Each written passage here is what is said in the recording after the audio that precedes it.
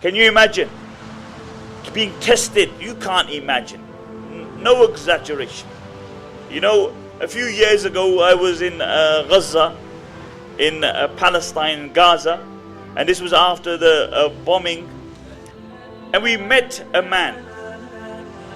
This man, he had 6 daughters. 6 daughters.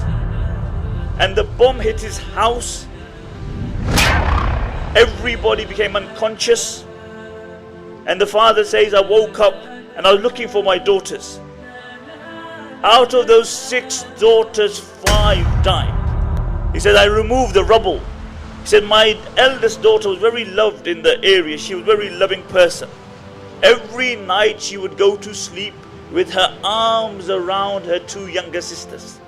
Every night. And he said, when we removed the rubble and we found their bodies, I found them in exactly the same situation, exactly same position. She had her arms around her 2 younger sisters. And the brothers who were there began to cry. And the father who had lost the children came up, he stood up and he began to console the brothers. He said, don't cry, for they are by Allah in Jannah. For them in Jannah. You know, sometimes we look at our trials and tribulations and we think we're having it rough. We're having it tough. The truth is, if you look at other people, and this is the sunnah of the Prophet ﷺ, he said, look at those who are below you in the dunya and you will remain happy. Look how many people today in the world don't know where their next meal is coming from. Look how many people in the dunya today. I have my own nephew, my eldest brother's son. He suffers from motor neurons.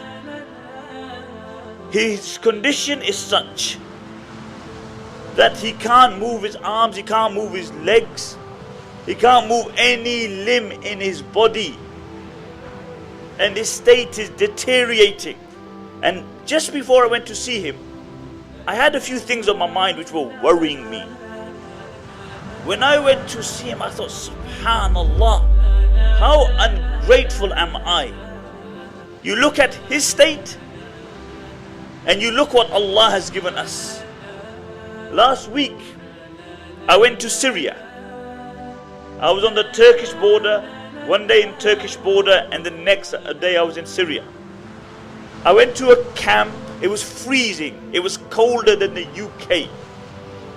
The weather temperature was minus. And I went to this camp.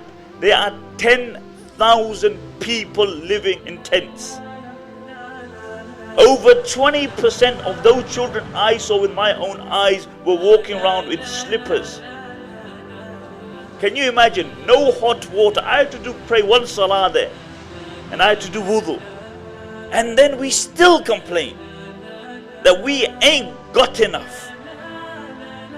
We still don't do the shukr of Allah subhanahu wa ta'ala. And this is why the Prophet ﷺ said, in the dunya compare yourself with those below you and you will be happy.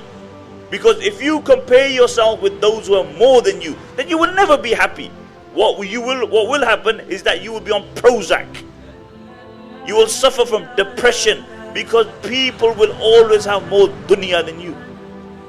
And the Prophet ﷺ said, لو كان لابن آدم واديان من ذهب لأبتغى ثالثا.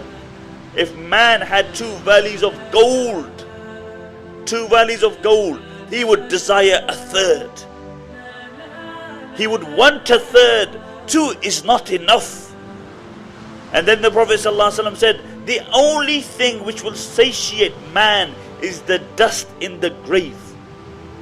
When he's put in the grave, then only will he be satiated. Then only will his desires stop. And this is life, my dear respected brothers and sisters. Life is short. Go to the graveyard. Look at the dates on the tombstone. As soon as we came out of the airport, we passed the graveyard. Look at the dates, 1850, 1900. You realize that these people spent more time under the grave, under the ground than above it. And that's my and your reality. That is man's reality. That we come into the dunya Nobody chose to come in the dunya. Did you choose to come in the dunya? You didn't choose. It happened. And the day will come that you will leave this dunya, and you will not choose the time that you want to go. It's no visa that you apply for. My time, I want to go now to Jannah. No visa. It comes. And it comes all of a sudden. And you leave the dunya involuntarily. You came involuntarily. You leave the dunya involuntarily. So what makes you think that you have any right over the period in between? That period, Allah brought you to the dunya and Allah will take you one day. But Allah gives you this short period of time because Allah wants to see what my servant will do with the life I gave him. Will he remember me? Or will he just follow his whims and desires? And this is a question that we need to ask ourselves. 16th of March in central London. Book your tickets now online, lightuponlight.info.